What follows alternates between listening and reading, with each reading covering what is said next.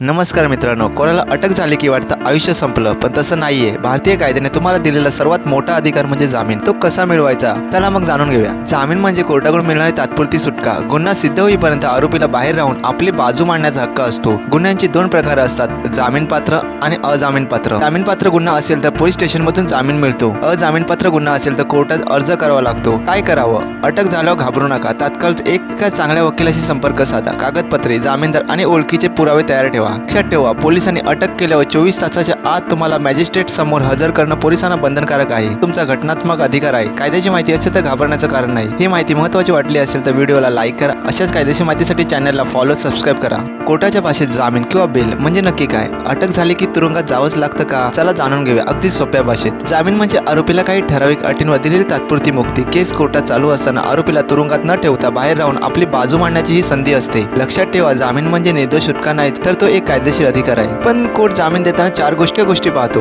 1. आरोपी पळून जाण्याची शक्यता आहे का? 2. तो पुराव्यांची छेडछाड किंवा पुरावे नष्ट करेल का? 3. साक्षीदारांवर दबाव आणला जाईल का? 4. आणि सर्वात महत्त्वाचं, गुन्हा किती गंभीर आहे? जर या सर्व गोष्टींची खात्री पटली तर कोर्ट आपल्या विवेधिकारात जामीन मंजूर करतो।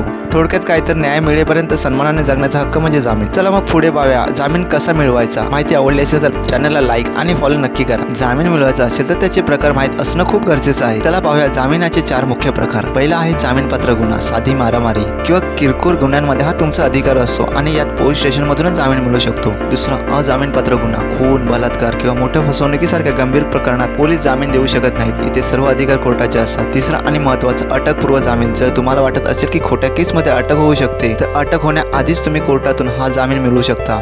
आणि चौथा म्हणजे नियमित जामीन। अटक झाल्यानंतर जेलमधून बाहेर येण्यासाठी कोर्टात जो अर्ज केला जातो त्याला म्हणतात रेग्युलर बेल। तुमचा कोणता प्रश्न असेल तर कमेंटमध्ये विचारा। 90% लोक ही चूक करतात, तुम्ही करू नका। अटक झाली म्हणून घाबरू नका।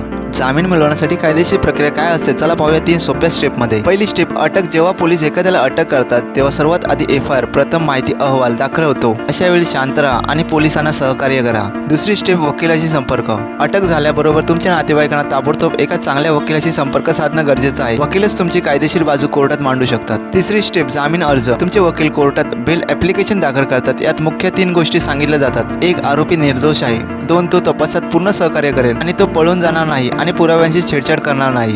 कोर्ट या अर्जावर दोन्ही बाजूचे म्हणणे ऐकून निर्णय देते। लक्षात ठेवा, यावेळी योग्य कायदेशीर मदत हीच तुमची सर्वात मोठी ताकद आहे। प्रत्येक आरोपीला जामीन मिळतोच असं नाही। काही वेळा कोर्ट जामीन अर्ज फेटाळून लावते, पण असं का होतं जाणून घेऊया ही 5 मुख्य कारणं। पहिली गोष्ट, जर केलेला गुन्हा अत्यंत गंभीर असेल जसं की हत्या किंवा देशद्रोह तर जामीन मिळणं कठीण होतं। दुसरं, जर कोर्टाला वाटलं की आरोपी फरार होण्याची शक्यता आहे तर जामीन नाकारला जातो। तिसरं आणि महत्त्वाचं, आरोपी बाहेर गेल्यावर पुरावे नष्ट करण्याचा किंवा तपास भरकटवण्याचा धोका असेल तर कोर्ट कडक पावलं उचलतं। जर आरोपीने साक्षीदारांना धमकी दिली किंवा त्यांच्यावर दबाव आणण्याचा प्रयत्न केला तर जामीन रद्द होतो। 5. जर आरोपीला जुना गुन्हेगार इतिहास असेल म्हणजे तो सराईत गुन्हेगार असेल तर कोर्ट त्याला बाहेर सोडण्याची जोखीम घेत नाही। थोडक्यात सांगायचं तर कोर्टाला जेव्हा समाजाच्या सुरक्षेची खात्री पटत नाही तेव्हा जामीन नाकारला जातो। म्हणूनच कायद्याचा आदर करणं कधीही चांगला।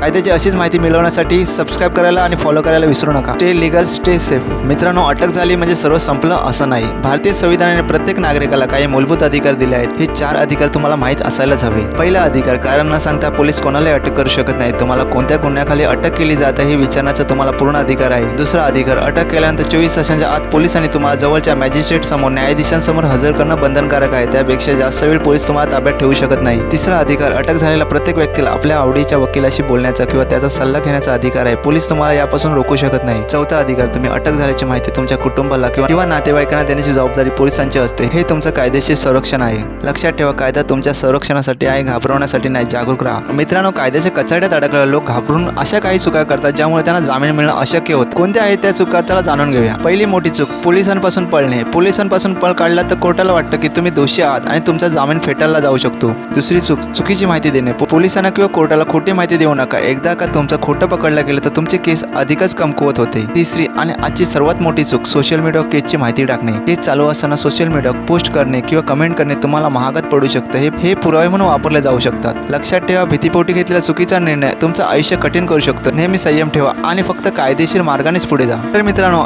आपण पाहिले भारतातील संपूर्ण जामीन प्रक्रिया. पण व्हिडिओ संपवताना एक गोष्ट नेहमी लक्षात ठेवा, अटक होणे म्हणजे दोषी ठरणे नव्हे. भारतीय कायद्यानुसार जोपर्यंत गुन्हा सिद्ध होत नाही तोपर्यंत प्रत्येक व्यक्ती निर्दोष असते आणि म्हणूनच प्रत्येकाला आपली बाजू मांडण्याचा आणि न्याय मिळवण्याचा पूर्ण अधिकार आहे.